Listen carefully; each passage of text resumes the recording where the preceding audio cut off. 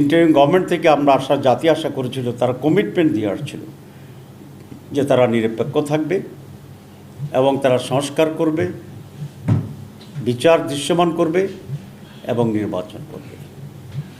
কিন্তু প্রধান উপদেষ্টা তার ওয়াদা ভঙ্গ করে সংস্কারের চূড়ান্ত পর্যায়ে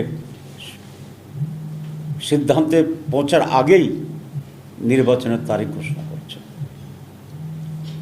এবং বিচার এখনো দৃশ্যমান হয়। এর মাঝে উনি মনে হয় কোনো শক্তির কাছে মাথা নত করে প্রভাবিত হয়ে আবার একটি পরিকল্পিত নির্বাচনের দিকে এগিয়ে যাচ্ছেন বলে দেশবাসীর সন্দেহ পোষণ করছে। গতকালকে আপনারা দেখছেন যে একটা রোড ম্যাপ ঘোষণা করছে নির্বাচনের,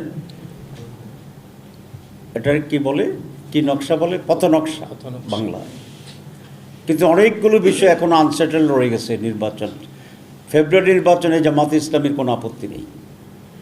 আমরা 15 ফেব্রুয়ারি নির্বাচন করার জন্য সারা দেশে প্রস্তুতি নিচ্ছি, কিন্তু একটি সুষ্ঠু অবাধ নির্বাচনের জন্য কতিপয় বিষয়ের শুরু হওয়া অত্যন্ত জরুরি। তার মাঝে 1 নম্বর হচ্ছে, আমরা বলেছি জুলাই চার্টার, এটাকে আমরা যেখানে ঐক্যমত্য পৌঁছেছি সে সমস্ত জায়গায় এটাকে আইনগত ভিত্তি দিতে হবে এবং এর ভিত্তিতেই ফেব্রুয়ারি নির্বাচন হতে হবে। কিন্তু সেগুলো না করেই গতকালের যে পথ নকশা দিয়েছে, আমরা মনে করি এটা এই নির্বাচনের পথ নকশা একটি সুষ্ঠু নির্বাচন ভণ্ডুল করার জন্য একটি নীল নকশা।